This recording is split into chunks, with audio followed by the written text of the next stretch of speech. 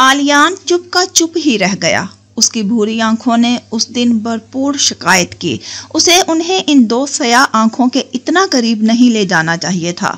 अब अगर वो ऐसा कर चुका था तो इसका अंजाम उसे ही भुगतना था। अस्सलाम वालेकुम viewers, welcome to Razia Sultana YouTube channel. आप सुन रहे हैं रज़िया सुल्ताना की आवाज़ में सुमेरा हमीद का लिखा हुआ खूबसूरत नॉवल यारम। होपफुली आपको ये नॉवल ऑडियो की सूरत में बहुत पसंद आ रहा होगा। अपनी कीमती राय का इजहार कमेंट बॉक्स में ज़रूर करिएगा। मेरे चैनल के साथ कनेक्टेड रहने का बेहद शुक्रिया। जल्दी से मेरे नए व्यूअर्स मेरे चैनल को सब्सक्राइब कर दें। नॉवल अच्छा लगे तो वीडियो को ज़रूर लाइक करिएगा। चलें चलते हैं नॉवल के अगले पार्ट की तरफ। इस दौरान एक छोटा सा वाकया हुआ जो काफी बड़ी सूरत इख्तियार कर गया। उसे और उसके चंद क्लास फेलो को यूनिवर्सिटी के एक दूसरे ग्रुप ने अप्रोच किया। वो मैनचेस्टर में अपनी नई नई क्लासेस के शुरू होने के सिलसिले में एक पार्टी का एहतमाम कर रहे थे और पार्टी के इंतजामात के लिए उन्होंने यूनिवर्सिटी के स्टूडेंट्स को ही मौका दिया था ताकि वो चंद घंटों में कुछ ज्यादा पौंड कमा सकें। उसके क्लास फेलोज ने हाँ कहा था। उसने भी कह दिया। उन्हें पार्टी के सारे इंतजामात देखने थे, डेकोरेशन से लेकर सर्विंग तक। पार्टी उनमें से किसी एक स्टूडेंट के घर के लॉन में थी और जहां ये घर था वहां बाकी घर काफी दूर दूर थे जिनके आगे सड़कें खुली और कुशादा थी। सरे शाम ही इन सब ने पार्टी के लिए इब्तदाई सेटिंग मुकम्मल कर ली। बाकी उनका काम मेज़ों पर खाने की अशिया रखना था जो ज़रा हट कर अलग से लगी थी। उन्हें हर फर्द को अलग अलग नहीं पेश करना था। तुम शक्ल से बहुत ज़्यादा पाकिस्तानी लगती हो। एरिक और उसके दूसरे दोस्त उसे तशवीश से ऐसे देखने लगे कि उसे तशवीश होने लगी। वो सब पार्टी के इंतजामात देखने आए थे। मैं हूँ भी पाकिस्तानी, वो बुरा मान गई। नहीं, हमारा मतलब वो सब जरा डरते हैं, जरा से कुछ ज्यादा ही डरते हैं। डरते हैं? कौन? आज की पार्टी में आने वाले ज्यादातर स्टूडेंट्स। वो काफी ज्यादा गोल मोल सी बातें कर रहा था। उन्हें पाकिस्तान फोबिया है क्या? नहीं, शायद हाँ। ये अखबारात, टीवी, मीडिया दिमाग खराब कर देते हैं। कुछ अखबारात में कहा जाता है उस पर यकीन कर लेते हैं। और तुम हो भी मुस्लिम, प्लीज ऐसे बुरा ना मानो। धमाकों से बहुत डर लगता है उन्हें। धमाकों से डर लगता है? मैं मुस्लिम हूँ, आखिर क्या मतलब इन सब बातों का? मुझे भी धमाकों से डर लगता है, लेकिन मैंने तुम्हें तो नहीं बता रही। वो एक ना समझ सकी। देखा, तुम बुरा मान गई। तुम गलत समझ रही हो। यहाँ कौन सा धमाका होने जा रहा है? मतलब कुछ होगा ही नहीं तो डरना कैसा? कुछ होने का खतरा है यहाँ, कोई ब्लास्ट। तुम मुझे डरा रहे हो। मैं तुम्हें सिर्फ बता रहा हूँ। इनमें से ज्यादातर के अंकल और फादर्स पुलिस में हैं। बस ऐसे ही बता रहा हूँ, ऐसे परेशान ना हो। इमराहा का सर चकराने लगा। क्या कह रहे हो? क्या समझाना चाह रहे हो मुझे? ऐसे ही तुमसे बातें शेयर कर रहे हैं। ऐसे बातें शेयर करते हैं? तुम सब मुझे शक से घूर रहे हो। तुम्हें लगता है मैं यहाँ धमाका करूंगी? मैं? क्या मजाक है ये? ऐसी तो कोई बात हमने नहीं की। तुम क्या क्या सोच रही हो? हाँ, सीधे सीधे ये बात नहीं की, पर जो की है इनका मतलब खौफनाक है। डरने की कोई जरूरत नहीं। तुम्हारा तो अभी से रंग उड़ गया है। अभी से मतलब? उसका रंग वाकई उड़ उड़ गया था। वो घड़बड़ा गए थे। मतलब हम तो सिर्फ बातें कर रहे हैं। ऐसी खतरनाक बातें ही करते हो तुम सब। मुझे तुम्हारी बातें पसंद नहीं आई। वो अपने काम में लग गई और अंदर ही अंदर सहम भी गई। यानी अगर जरा सी भी कोई गड़बड़ हो गई तो ये लोग साफ साफ इस पर इल्जाम लगा देंगे, पुलिस। और फिर लॉन में एक तरफ ऊंचाई पर डीजे का इंतजाम किया गया था जैसे क्लब में होता है। अंधेरा गहरा हुआ तो ट्विस्ट लाइट्स ने और ट्विस्ट बढ़ा दिया। उन्होंने डीजे साउंड चेक किया जो खतरनाक हद तक तेज था। नीली, पीली, हरी, लाल ट्विस्ट लाइट्स हरकत करने लगी। सब आने लगे। उन्होंने मेजों पर पहले से ही सॉफ्ट ड्रिंक्स रख दी थी। 2 घंटे बाद उन्हें खाने की चीजें रखनी थी। 1 घंटा गुजर गया, दूसरा भी गुजर गया। इन सब ने मिलकर मेजों पर खाने की अशिया रख दी। डीजे निस्बतन हल्की आवाज में म्यूजिक के साथ तजुर्बात कर रहा था जो इमराहा को काफी पसंद आए। वो गिलासों की ट्रे रखने जा रही थी कि एरिक ने उसे आवाज दी। वो उसके करीब जा ही रही थी कि एक जोरदार दहशतनाक धमाका हुआ। इतना जोरदार कि कानों के पर्दे फटने के करीब हो गए। इमराहा बुरी तरह लुढ़क कर गिरी। اسی دھماکے کے ساتھ شیشے ٹوٹنے کی آوازیں اور کچھ انسانی چیخوں کی آوازیں بھی آئی۔ پورے 1 منٹ تک سناٹا رہا۔ امراہ زندگی میں کبھی اتنی خوفزدہ نہیں ہوئی تھی جتنی اس دھماکے سے ہو گئی تھی۔ وہ بمشکل اٹھی اور اس کے پاس نظر دوڑانے لگی کہ کوشش۔ دوسرے لوگ بھی کچھ اٹھ چکے تھے، کچھ اٹھ رہے تھے۔ یہ ایک خوفناک منظر تھا، اس لیے نہیں کہ وہاں دھماکہ ہوا تھا، بلکہ اس لیے کہ سب اسے گھور رہے تھے۔ اس نے جینز پر لمبی قمیض پہن رکھی تھی اور ایرک نے ہی کہا تھا کہ سر ڈھانپ کے کام کرنا، تو اس نے اسکارف کو سر پر اچھی طرح سے اوڑھ لیا تھا۔ امراہ کو پہلے یہ صرف اپنا وہم لگا کہ سب ٹکٹکی باندھے اسے دیکھ رہے ہیں۔ پھر اس نے ذرا گردن گھمائی تو وہم لگنے والا خیال 100% خوف میں بدل گیا۔ وہ سب اپنی اپنی جگہ پہ جمے اسے ہی دیکھ رہے تھے، گھور رہے تھے۔ ان میں سے ایک نے کپ کپاتے ہونٹوں کے ساتھ انگلی اٹھا کر اس کی طرف اشارہ کیا۔ "You did it this؟ تم نے کیا ہے یہ؟" اتنی سی بات سے کسی نے اس کے سر پر دوسرا دھماکہ کیا کہ لمحے کے 1000ویں حصے میں اس کے ذہن میں 9/11، لندن ٹربن دھماکے، اخبارات، ٹی وی چینلز کی سب خبریں، ڈاکومنٹریز گڈ مڈ ہو کر چکرانے لگی۔ دہشت گرد، "You did this، دہشت گرد، یو اس کا سر چکرانے لگا۔ دہشت اس کے چہرے پر نظر آنے لگی۔ مجھے نہیں معلوم۔ وہ اٹک اٹک کر ہونٹ ہلانے لگی۔ آواز اس کے ہونٹوں سے نکل ہی نہیں رہی تھی۔ اسے لگ رہا تھا کہ وہ ساری زندگی بول ہی نہیں سکے گی۔ اور ٹھیک اسی دوران ایک اور دھماکہ ہوا، ویسا ہی زوردار۔ ان سب نے اپنے کانوں میں انگلیاں ٹھونس لی۔ وہاں موجود ساری چیزیں گری۔ شیشے کے چھوٹے ٹکڑوں کی ایک بوچھار آندھی کی طرح آئی۔ پیچھے کھڑے بہت سے لڑکے لڑکیاں گر گئے اور کراہنے لگے۔ اس طرف کافی اندھیرا تھا، لیکن ان کی چیخیں اور کراہیں سنی جا سکتی تھی۔ اس بار امراہ گری نہیں، کھڑی رہی اور کافی دہشت ناک انداز لیے کھڑی رہی۔ ایک دم سے فضا میں پولیس سائرن اور فائر بریگیڈیئر سائرن کی آوازیں گونجی۔ پیچھے کہیں سے زوردار آگ سے بھڑک اٹھنے کی آوازیں بھی آ رہی تھی۔ اس نے ایک بم اپنے ساتھ بھی باندھ رکھا ہے۔ کسی نے چلا کر اس کی طرف انگلی اٹھا کر کہا۔ سب سہم کر دور دور ہونے لگے۔ اسے یقین نہیں آ رہا تھا کہ یہ سب ایسے ہی ہو رہا ہے جیسے اسے نظر آ رہا ہے۔ پولیس سائرن کی آواز قریب آتی جا رہی تھی۔ اس کی نحوست کہ مینچسٹر میں ایک اسٹوڈنٹ پارٹی میں دھماکے ہو گئے اور اس جگہ امراہ موجود تھی۔ کھڑے کھڑے اس نے کل کے اخبارات میں اپنی تصویر دیکھ لی، ٹی وی رپورٹنگ کا اندازہ لگا لیا، عدالت میں خود پر کیس چلتا دیکھ لیا۔ اس کے حق میں چند ہزار مسلم ریلی نکال رہے ہیں، پھر اور عدالت اپنا فیصلہ سنا رہی ہے۔ اس کے گھر والے اسے لعنت ملامت کر رہے ہیں اور وہ معصوم ہوتے ہوئے بھی اسے یورپین میڈیا دہشت گرد ثابت کر رہا ہے۔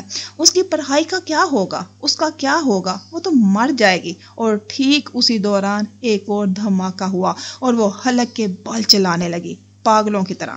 "میں نے کچھ نہیں کیا، کچھ نہیں کیا۔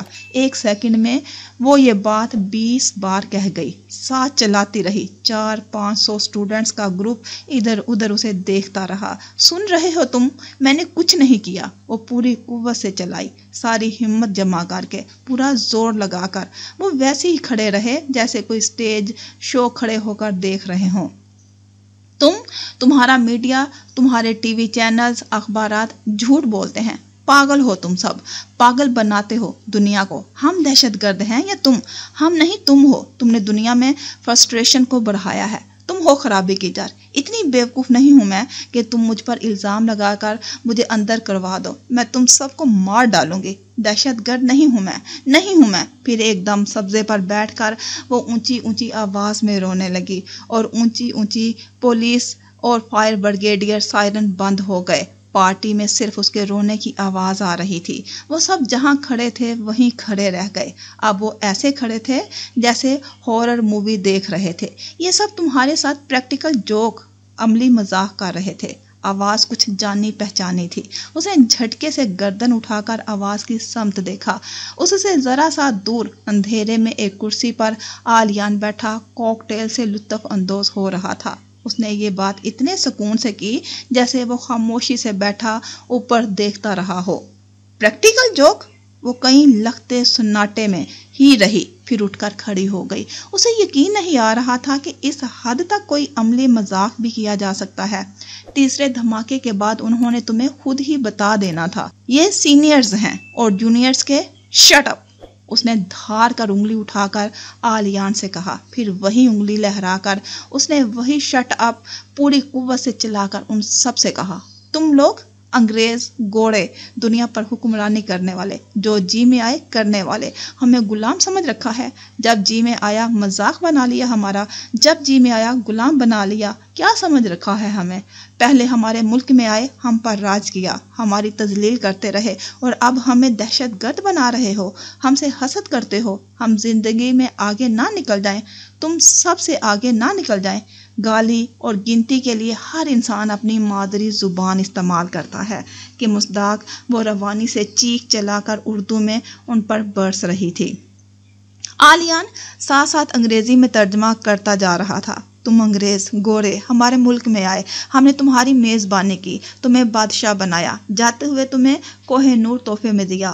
آلیان اپنی مرضی کا ترجمہ کر رہا تھا، اسے اور بھڑکا رہا تھا۔ امراحہ کے پاس آلیان سے نمٹنے کا وقت نہیں تھا۔ تم لوگ خود کو سمجھتے کیا ہو؟ کیا سمجھتے ہو تم خود کو؟ ہاں، بہت بڑی توپ ہو، قوم ہو تم، نیک شریف پڑھے لکھے، اور ہم جاہل گنوار دہشت گرد۔ مسلمان دہشت گرد نہیں ہے، تم اور تمہاری گندی سیاست نے مل کر اسے دہشت گرد بنا دیا ہے۔ ایک نومولود بچہ بھی دہشت گرد ہے اگر وہ مسلمان ہے تو۔ امراحہ کا غصہ ساتویں آسمان کو چھو رہا تھا۔ اس کے اس جلال کے عالم میں کسی میں بھی اتنی ہمت نہ ہوئی کہ کچھ بول سکے یا اس کے قریب آ سکے۔ آلیان خاموش ہو گیا، اس نے کوئی ترجمہ نہ کیا۔ ٹرانسلیشن پلیز، کسی کونے سے آواز آئی۔ جوک کرنے کے لیے تمہیں یہی جوک ملا؟ خود تم نے گوانتنا موبے میں کیا کیا؟ وہ امریکی تھے، آلیان بولا، وہ ظالم تھے، ظالم کسی قوم سے نہیں ہوتا، اور یہ سب بھی ظالم ہیں۔ اس نے ہاتھ لہرا کر کہا، آنسوؤں کا دریا اس کی آنکھوں میں بہنے لگا۔ ٹرانسلیشن پلیز، آواز پھر آئی۔ امراحہ نے ایک قہر آلود نظر سب پر ڈالی اور اس بار انگلش میں بولی، اس مذاق سے اگر میرا ہارٹ فیل ہو جاتا، اگر میں مر جاتی، اتنا گھٹیا مذاق، تم لوگ اتنے ظالم ہو کہ مذاق بھی اتنا ظالمانہ سوچا۔ تف ہے تم پر، کتنے چھوٹے ہو تم سب، اتنی بڑی یونیورسٹی میں پڑھتے اور یہ سب سیکھتے ہو، گندے ہو تم، جاہل، تم نے میری بے عزتی کی ہے، مر جاؤ سب کے سب تم۔ اتنے پونڈز تم نے دھماکوں پر لگا دیے، اگر وہی پونڈز تم، کوئی پونڈ نہیں لگا، وہ تو ایسے ہوئے ہیں۔ ڈی جے بٹن دبایا اور ایک زوردار دھماکہ ہوا، یعنی وہ ساؤنڈ چھوڑ رہا تھا۔ اللہ انہیں نظر بد سے بچائے، کس قدر ٹیلنٹڈ تھے وہ سب۔ جو شیشے کی کرچیاں اڑ کر آئی تھی وہ ہارڈ کرسٹل شیٹ کی تھی۔ امراحہ نے شدید غصے میں اپنے قریب ہی گرا ہوا ایک گلاس اٹھا کر اوپر ڈی جے کی طرف اچھالا۔ انگلیاں ٹوٹ جائیں تمہاری، بہرے ہو جاؤ تم۔ ریلیکس، کافی ہو گیا، چلو اب بس کرو، آلیان نے نرمی سے کہا۔ اسے اور غصہ آیا، بکواس بند کرو اپنی۔ اس کی آواز ڈی جے کے دھماکے سے زیادہ دھماکہ انگیز تھی۔ اس بار اس نے ایک بار پھر سب پر نگاہ ڈالی۔ بے عزتی کے احساس سے اس کا سارا وجود جھلسنے لگا، اور جیسا کہ یہاں آنے سے پہلے وہ دھاریں مار مار کر روتی رہی تھی، تو سب ہی دھاریں اس کے اندر پھر سے جاگ اٹھی۔ وہ گھاس پر بیٹھ کر گھٹنوں میں منہ چھپا کر ان سب دھاروں کو آواز لگا کر رونے لگی۔ سب نے دور سے ہی اس کے ارد گرد گھیرا بنا لیا۔ کسی میں اب اتنی جرت نہیں تھی کہ شیرنی بنی امراحہ کے پاس آئے اور اسے چپ کروائے۔ عملی مذاق تھا اور کچھ زیادہ ہی عملی ہو گیا تھا۔ اب وہ رو رہی تھی اور وہ سب شرمندہ شرمندہ اسے سن رہے تھے۔ آلیان اٹھا اور چل کر اس کے قریب آ کر بیٹھ گیا۔ مذاق کچھ زیادہ ہی ہو گیا نا، ان کی غلطی ہے، انہیں معاف کر دو۔ وہ بدستور ہچکیاں لیتی رہی۔ پلیز انہیں معاف کر دو، پلیز۔ اس نے سالوں تڑپ تڑپ کر چھپ چھپ کر روتی رہی آنکھوں کو اٹھا کر آلیان کو دیکھا۔ آلیان وہیں کا وہیں رہ گیا۔ اس نے اپنی زندگی میں دو آنکھوں میں اتنی تڑپ، تکلیف، دکھ اور غصہ سمٹا ہوا نہیں دیکھا تھا۔ اس نے سیاہ مشر کی آنکھیں دیکھی تھی۔ ان مشر کی آنکھوں میں طیش و شکوے کے ایسے بادل نہیں دیکھے تھے۔ وہ اسے شکایت سے دیکھ رہی تھی کہ اردو بولنے والا، نام سے مسلمان لگنے والا بھی ان کے ساتھ شامل تھا۔ आलियान चुप का चुप ही रह गया। उसकी भूरी आंखों ने उस पर भरपूर शिकायत की। उन्हें इन दो स्याह आंखों के इतना करीब नहीं ले जाना चाहिए था। अब अगर वो ऐसा कर चुका था तो उसका अंजाम उसे ही भुगतना था, अकेले।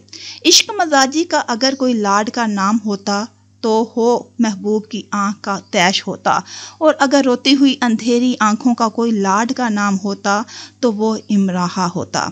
आलियान को ये याद करने में दिक्कत हुई कि वो कहाँ बैठा है। उससे भी ज्यादा दुश्वारी उसे अपनी आंखों को आंसुओं के पानियों में गर्क उन आंखों से हटाने में हुई। वो एक झटके से उठ खड़ा हुआ और 2 कदम पीछे होकर चला और फिर से भाग पड़ने जैसे अंदाज में उसके सामने बैठ गया। मास्टर बाली क्लारंट पर बसंत रंग बजा रहे थे। अगले दिन वो सब बारी बारी घर आते रहे और दरवाजे के पास फूल रखते गए। रात उसने उनका सॉरी कबूल नहीं किया था। डर के मारे वो अंदर नहीं आ रहे थे। वो खिड़की में बैठी सबका तमाशा देखती रही। सबसे बड़ा गुलदस्ता एरक की तरफ से था। ये वही था जिसने इमराहा का इंतखाब किया था इस ड्रामे के लिए। फिर उसे एक लंबा चार्ट मिला जिस पर उन सब के दस्तखत थे और दस्तखत पर और चार्ट पर एक तरफ रोता हुआ मोटे मोटे आंसुओं वाला सॉरी लिखा था। चार्ट के साथ ही वो वीडियो भी भेजी गई थी जो कल रात बनाई गई थी। उसने वो वीडियो देखी और अपनी हंसी कंट्रोल करने की नाकाम कोशिश करती रही। वाकई वो एक मुकम्मल अमली मजाक था। इन सब के तासुरात कमाल के थे।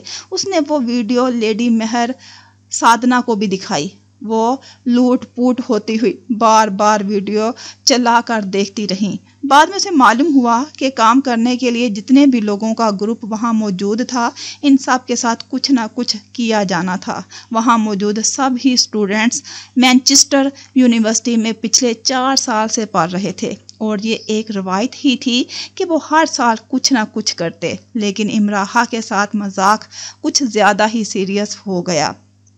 इस वाक़ये से इतना हुआ कि वो यूनिवर्सिटी में काफ़ी मकबूल हो गई। उसके काफ़ी से ज़्यादा स्टूडेंट्स दोस्त बन गए थे जो उसे देख लेता रुक कर उसका हाल अहवाल ज़रूर पूछता, उसे कॉफ़ी लंच के लिए बुलाते, कोई ना कोई उसकी मदद के लिए तैयार रहता। जो स्टूडेंट्स मैनचेस्टर के ही रहने वाले थे वो उसे अपने घर शाम की चाय या वीकेंड पर डिनर पर मदऊ करते। उसके रोने धोने का उन सब फनकारों पर ऐसा असर हुआ कि वो उसे नन्ही मुन्नी बच्ची की तरह ट्रीट करते कि बेबी चॉकलेट खा लो, आइसक्रीम खा लो, अच्छा ये लो बारबी, चलो 2 ले लो, बस रोना नहीं। एक वसी हल्का उसे जानने लगा था। वो जिससे चाहती पढ़ने में मदद ले लेती। इसी दौरान शटलकॉक में एक रूसी वीरा और एक जापानी एनओन आ गई। जापानी तो बहुत खामोश तिबा थी, साल में एक बार बोलने वालों जैसी थी। उसने लेडी मेहर को कहानी सुनाने पर लेडी मेहर ने उसे खुद ही रोक दिया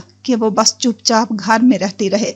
अलबत्ता वीरा ने अपने शेर सोची में होने वाले 22वें सुरमई ओलंपिक्स की वो कहानियां सुनाई कि खुद इमराहा का जी चाहा कि काश वो कोई एथलीट होती। काश फारिग औकात में वीरा मैनचेस्टर की सड़कों पर देती। उसका कद 6 फुट 2 इंच का था। बाल कमर से बहुत नीचे तक लंबे थे। या साइकिलिंग करती या स्केटिंग। जब वो ये दोनों करती तो लगता कि कोई परी बिना परों के सड़क पर नीचे परवास पर उड़ रही है। उसके बाल जो ऊंची पोनी की सूरत में बंधे लहराते उड़ते। एक बार वीरा ने उसे स्लैटिंग शूज पहना दिए और इमराहा मुंह के बल सड़क पर गिरे। नाक की हड्डी इतनी बच गई कि सर्जरी की ज़रूरत ना रही। बाकी सारी कसर पूरी हो गई। इमराहा का बस का किराया भी बचा। वो वीरा के साथ ही उसकी साइकिल पर बैठकर यूनिवर्सिटी चली जाती। लेकिन वीरा के साथ साइकिल पर बैठना भी इतना मुश्किल था जितना रोलर कोस्टर पर बैठना। दिल गुर्दे का काम था। किराया बचाने के लिए वो अपने दिल गुर्दे रोज़ मजबूत करती। वो साइकिल पर हजार करतब दिखाती हुई जाती। वीरा कुछ अखबारात के लिए कॉलम लिखती थी, इसलिए उसे नौकरी करने की ज़रूरत नहीं थी। उसने शटलकॉक हाउस में छोटे मोटे मरम्मत के काम आसानी से कर दिए, जिसकी लेडी मेहर ने उजरत भी दी। उसका सर ना में हिलाते इमराहा ने कम ही देखा था। उसे जैसे सब ही काम करने आते थे।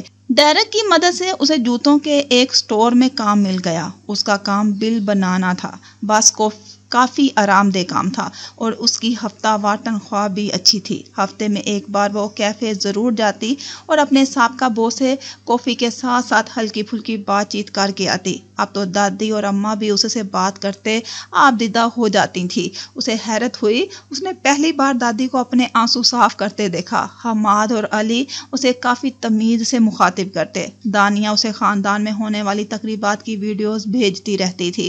اسے تو کوئی دلچسپی نہیں تھی، البتہ سادھنا، لیڈی مہر ویرا کافی شوق سے ان ویڈیوز کو دیکھتی تھی۔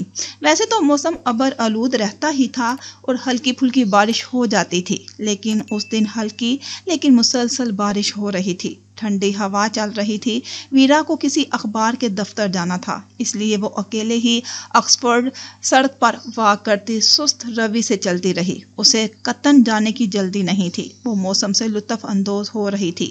گیلی گیلی عمارتیں، نم نم منظر اسے اچھا لگ رہا تھا۔ بھلے وہاں کے مقابل اس موسم سے عاجز آ چکے ہوں، پر غیر ملکی خاص کر گرم ملکوں کے باشندوں کی جان تھی اس موسم میں۔ اس نے گہرے گلابی رنگ کے ویرا کے اسٹول کو گردن میں 2 بال دے کر رکھے تھے، انہیں کھول کر اس نے سر پر اوڑھ لیا، پھر اس نے واپس گردن میں بال ہی دے دیے۔ بارش کی ہلکی پھوار سر پر پڑتی اچھی لگ رہی تھی۔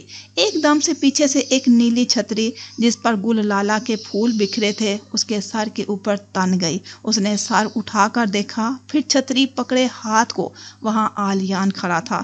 تمہیں اپنی ٹویٹ نہیں چاہیے؟ آج میں تمہیں برگر تو ساتھ کھلا سکتا ہوں اور کافی بھی۔ اتنی پرانی بات اب نہیں چاہیے۔ کیوں؟ اب کیوں نہیں چاہیے؟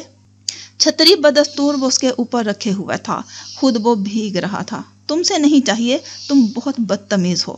میں نے تم سے کیا بدتمیزی کی؟ کب نہیں کی؟ ویسے تم مجھ سے اتنی نرمی سے کیوں بات کر رہے ہو؟ مجھے خود نہیں پتا چل رہا، میرا دماغ کھسکتا ہی جا رہا ہے۔ علاج کے لیے پیسے نہیں ہیں تمہارے پاس؟ ایسا کرو، علاج کی بھی ٹویٹ لے لو۔ علاج تو میں کروا لوں، لیکن اس بیماری کا کوئی ڈاکٹر نہیں ہے۔ ایک یونیورسٹی اسٹوڈنٹ کے ساتھ تم ایسی اونگی بونگی باتیں کیسے کر سکتے ہو؟ اور یہ یونیورسٹی اسٹوڈنٹ بھی تو سب اونگا بونگا کرتی ہے۔ سب کیا؟ سب مطلب سب۔ وہ ہلکے سے مسکرایا اور یہ کرتے وہ ایسا لگا کہ امراحہ نے سوچا کیا اس نے خدا سے علیحدہ سے اپوائنٹمنٹ لی تھی۔ امراحہ نے ایک چاکلیٹ نکال کر اسے دی۔ کھاؤ، تمہاری کیلریز تیزی سے کم ہو رہی ہیں۔ تمہیں ڈراپ کر دوں؟ وہ چاکلیٹ لے کر کھانے لگا۔ تمہارے پاس گاڑی ہے؟ نہ سائیکل۔ میں ویرا کے علاوہ کسی کے ساتھ نہیں بیٹھتی۔ میں گراؤں گا نہیں، پر میں تمہیں ضرور گرا دوں گی۔ بھاگ جاؤ، میرا سر نہ کھاؤ۔ یہ کیا طریقہ ہے بات کرنے کا؟ خاص تمہارے لیے۔ میرے لیے کچھ خاص؟ واو، ٹھیک ہے۔ تم نے سینما دیکھے ہیں یہاں کے؟ اس کے بھورے سر پر بارش کے قطرے لکن مٹی کھیل رہے تھے۔ ہاں، ویرا کے ساتھ گئی تھی۔ اس نے یقیناً تمہیں ہنگر گیمز دکھائی ہوں گی۔ اس کا ماننا ہے کہ وہ جینیفر سے مشابہ ہے، لیکن وہ جینیفر سے زیادہ خوبصورت ہے۔ میں تمہاری کلاس فیلو جینیفر کی بات نہیں کر رہا۔ ویسے میں تمہیں ایک اچھی انڈین مووی دکھا سکتا ہوں۔ میں انڈین موویز نہیں دیکھتی۔ پاکستانی؟ وہ 3-4 ہی ہیں، میں پاکستان سے دیکھ کر آئی ہوں۔ بنگالی؟ مجھے بنگالی نہیں آتی۔ ایرانی، افغانی، تاجکستانی، ترکمانی، عراقی، مصری۔ ہائی، ہاں، اینیمیٹڈ۔ کیا تم نے کبھی سینما میں اینیمیٹڈ فلم دیکھی ہے؟ نہیں۔ کیا تم نے ریٹوٹولی دیکھی ہے؟ دیکھو، اگر تم نے اتنی عظیم فلم نہیں دیکھی تو میں تمہیں پہلے اس کی کہانی سنا سکتا ہوں۔ دیکھنا، خود تمہارا دل چاہے گا کہ تم یہ فلم دیکھو۔ یہ ایک قابل ذکر چوہے اور اس کے محسن کی کہانی ہے۔ چوہا جس کے ہاتھ میں کمال کا ذائقہ ہوتا ہے اور وہ دنیا کے کسی بھی بڑے سے بڑے شیف سے زیادہ اچھا اور لذیذ کھانا بنا سکتا ہے۔ ایسا کھانا جس کی کھانے والے کو نظیر نہیں ملتی، اور ایسی ترکیب اور سلیقے سے۔ چوہا شیف ہوتا ہے؟ مطلب جو کھانا بناتا ہے؟ ہاں، تم غلط سمجھ رہی ہو۔ وہ کھانا بنانے سے پہلے ہاتھ دھوتا ہے، اس کے ہاتھ صاف ہوتے ہیں، بالکل تمہاری طرح۔ چوہا اور کھانا؟ آخ! امراحہ نے سر کو زور زور سے جھٹکا دیا۔ آخ! چوہا اور میرے ہاتھوں جیسے صاف ہاتھ؟ آلیان نے چھاتے کو بند کیا۔ اس کا ہاتھ تھک چکا تھا اور چلتے چلتے وہ رک گیا اور اسے بھی روک لیا۔ اب بارش کے قطرے دونوں کے بالوں میں لک چھپ جا رہے تھے۔ پھر کرنا کیا؟ یہ جو ابھی کیا تھا۔ کیا کیا تھا؟ وہی جو چوہے کے نام پر کیا تھا۔ اخ! امراحہ کو پھر سے چوہے کا خیال آ گیا۔ ایک بار پھر کرنا، یہی پلیز۔ تم پاگل ہو؟ کیا کہہ رہے ہو؟ جب تم یہ اخ کرتی ہو تو تمہاری بھومیں اور آنکھیں بچکانہ سا رقص کرتی ہیں اور تمہاری ناک یہ دائیں بائیں لہرا کر اکساتی ہے کہ اسے پکڑ کر اس پر چٹکی بھری جائے۔ تم میرا وقت ضائع کر رہے ہو۔ امراہ کو لگا وہ اس کی ناک کی چٹکی بھر لے گا۔ اچھا، تمہارا وقت بھی اب قیمتی ہو گیا۔ اچھا چلو پھر فلم کے لیے پکا؟ اگر ویرا جانے کے لیے تیار ہو گئی۔ ویرا؟ ہاں، دادا نے کہا ہے ہر جگہ اسے ساتھ لے کر جاؤں۔ دادا جی کو یہاں ساتھ لے آتی، وہ پھر بھی اچھا تھا۔ تم میرے دادا کا مذاق اڑا رہے ہو؟ چلو ویرا کو بھی لے آنا۔ اور وہ ویرا کو بھی لے گئی۔ ویرا تو جاتے ہی سو گئی کیونکہ اسے خالص ایکشن فلمیں پسند تھی جن میں ہر 2 منٹ بعد ایک بم بلاسٹ ہو اور کم سے کم 2 آدمی مر جائیں اور ہیرو بس بڑی بڑی عمارتیں پھلانگتا رہے اور کسی زمین پر کھڑا ہو بھی جائے تو 4 اطراف فائر کھول دے۔ جب چوہے نے پہلی بار کھانا پکانا شروع کیا تو اس نے منہ میں کتنی بار ہی کیا۔ پھر آہستہ آہستہ وہ دلچسپی سے فلم دیکھنے لگی اور فلم کے اختتام پر اس نے تالیاں بجائی۔ اس نے اس قسم کی فلم پہلے کبھی نہیں دیکھی تھی۔ ہیرو ہیروئن کے لمبے جمیلوں سے ہٹ کر ایسی شاندار فلم کا مال ہو گیا۔ جب وہ ویرا کی سائیکل پر بیٹھ رہی تھی گھر جانے کے لیے تو آلیان نے بہت آہستگی سے اس سے فرمائش کی، ایک بار کہہ دو۔ وہ کہکا لگا کر ویرا کو مضبوطی سے پکڑ کر بیٹھ گئی۔ وہ وہیں کھڑا اسے جاتے ہوئے دیکھتا رہا۔ کچھ لوگوں کا آنا جتنی خوشی دیتا ہے ان لوگوں کا جانا اتنی ہی تکلیف دیتا ہے۔ وہ اس وقت ننھی منھی سی اسی تکلیف سے گزر رہا تھا۔ وہ آلیان مارگریٹ جو جب سیٹی بجاتا دونوں ٹانگوں کو ہوا میں اچھال کر ان کی تالی بجاتا جاتا ہے تو کم سے کم 50 لوگ اسے مڑ کر دیکھنا ضرور پسند کرتے ہیں۔ اگر وہ غصے سے بھی کسی کو دیکھتا ہے تو بھی اس پر پیار ہی آتا ہے۔ لیڈی مہر شادی کی 10 تک بے اولاد رہی۔ پھر جب دونوں نے بچہ گود لینے کا سوچا تو ان کے شوہر احمد حسین کار کے حادثے میں انتقال ہو گیا۔ احمد حسین دل کے سرجن ڈاکٹر تھے۔ وہ ایک کامیاب تھے اور ایسے کامیاب نرم خو انسان کے چلے جانے کے بعد ان کی بیوی اتنی کامیاب سے زندگی نہ گزار سکی۔ پہلے فالج ان کا آدھا حصہ مفلوج ہوا۔ وہ 2 سال پرائیویٹ ہاسپٹل میں رہی۔ میکے کے نام پر ان کے خاندان صرف ایک باپ تھے جو ان کی 2 سالہ بیماری کے دوران چل بسے۔ احمد حسین کے 3 بھائی تھے لیکن وہ اس صورت مہر سے ملنا چاہتے تھے اگر وہ احمد حسین کی جائیداد ان کے نام کر دیتی، ایک گھر اور میڈیسن کمپنی کے شیئرز۔ مہر بچہ گود لینا چاہتی تھی، اب وہ بھی نہیں لے سکتی تھی۔ ان کی حالت ہی ایسی نہیں تھی، وہ اپنے آپ کو نہیں سنبھال سکتی تھی۔ بچے کو کیسے؟ اور اس میں انہیں کوئی بھی ادارہ بچہ نہ دیتا تو انہوں نے بچوں کو ان اداروں میں رکھ کر ہی پالنا شروع کر دیا۔ ایک ادارہ تھا آور کڈز، ہمارے بچے، جو بچہ پالنے کی خواہش مند افراد کو ایک بچے سے ملا دیتے اور پھر اس کے اخراجات کے پیسے لیتے رہتے اور اسے اپنے پاس رکھ کر ہی اس کی تعلیم و تربیت کرتے۔ مہر نے یہاں ایک نہیں پورے 10 بچوں کو لے کر پالا۔ وہ کمپنی سے ملنے والے منافع سے اپنے اخراجات کے لیے نکال کر باقی سب ادارے کو دے دیتی۔ بچے مہینے میں ایک بار ان سے آ کر مل جاتے، ایک پورا دن ان کے پاس گزار کر جاتے۔ مہر کو ماما کہتے۔ یہ مختلف قوم و نسل سے تعلق رکھنے والے بچے تھے اور سب مہر کو پیارے تھے۔ کرسمس، نیا سال وہ مہر کے ساتھ گزارتے۔ ان میں سے ایک مسلمان تھا، وہ اپنی عید مہر کے گھر آ کر کرتا۔ جیسے جیسے بچے بڑے ہوتے گئے وہ مہر کے پاس رات بھی رکنے لگے۔ وہ سب نہ صرف اپنے کام خود کرتے بلکہ مہر کے بھی کہے کام کر دیتے۔ مہر مہینے کے اس ایک دن اور رات کا انتظار کرتی جب وہ سب اس کے پاس ہوتے۔ یہی بچے بالغ ہوتے ہی اپنے پیروں پہ کھڑے ہوتے مختلف شہروں، ملکوں اور یونیورسٹیوں کی طرف بڑھتے گئے۔ کچھ شادی کر چکے تھے، کچھ نوکری کرتے تھے، کچھ ابھی پڑھ رہے تھے۔ یہ سب دنیا کے کسی بھی کونے میں کسی بھی حالت میں ہوتے مہر کو فون کرنا نہیں بھولتے تھے۔ لیڈی مہر ہمہ وقت ان کے فون سنتی یا انہیں سالگرہ کے تحائف بھیجتی رہتی۔ ان کی طرف سے بھیجے جانے والے فون میسیجز یا کارڈز پڑھتی رہتی۔ مہینے 2 مہینے میں کوئی نہ کوئی ان سے ملنے آیا بھی ہوتا جس کی آمد پہ وہ ایسے خوش ہوتی جیسے پاکستانی مائیں اپنے بیٹوں کو صحرا باندھے دیکھ کر ہوتی ہیں۔ گاہے بگاہے یہ سب شٹل کاک آتے رہتے تھے، اسی لیے یہاں 4-5 سے زیادہ لوگوں کو पेइंग गेस्ट नहीं रखा जाता था। 1-2 दिन रहकर चले जाते। कोई डॉक्टर था, कोई इंजीनियर, कोई अपना बिजनेस कर रहा था, कोई नर्स थी तो कोई स्टूडेंट। लेकिन यहाँ आते ही वो सब लेडी मेहर के बच्चे बन जाते थे। उनके सारे काम खुद करना पसंद करते। उन्हें खाना खिलाते, मुंह धुलवाते, हफ्तावार चेकअप के लिए लेकर जाते, उन्हें मुख्तलिफ पार्कों में लेकर घूमते रहते और रातों उन्हें कहानी सुनाते। लेडी मेहर उनके लिए मुकद्दस हस्ती जैसी थी। उन्हीं में एक मॉर्गन कैम्ब्रिज से एमफिल कर रही थी। वो अपने फ्रेंड जोश को बर्ड खोदे के लिए शटलकॉक लाई कि अगर मामा हाँ कहती है तो वो भी जोश को हाँ कह दे। ये गंजा कबूतर तुम्हें वाकई पसंद है मॉर्गन? अच्छा इंसान है मामा। मॉर्गन मुस्कुराई। क्या श्वेत यूनियन के बर्फीले पहाड़ों में काम करता रहा है? बहुत ही बर्फीला सा है। अगले साल जोश की पीएचडी कंप्लीट हो जाएगी। मॉर्गन किसी हीरो शीरो को पसंद करती सुना है। कैम्ब्रिज में बहुत से फिल्म स्टार पढ़ने आते हैं। मेरा तो ख्वाब ही रहा कि मेरे किसी बच्चे की किसी फिल्म स्टार से शादी हो। तो मैं जोश को इनकार कर दूं मामा? तुम्हारे इनकार से तो ये मर जाएगा। उन्होंने बेचारे से नजर आते जोश को देखा जो टीवी पे एक डॉक्यूमेंट्री देख रहा था। साधना और इमराहा उसे ऐसे देख रही थी कि वो बेचारा बार बार पहलू बदल रहा था। दरअसल दोनों जानबूझकर उसे हवास बाख्ता कर रही थी एमी ख्वामखा का मशरकी शुगल। थोड़ा डर तो है। मॉर्गन ने मामा की तायद की।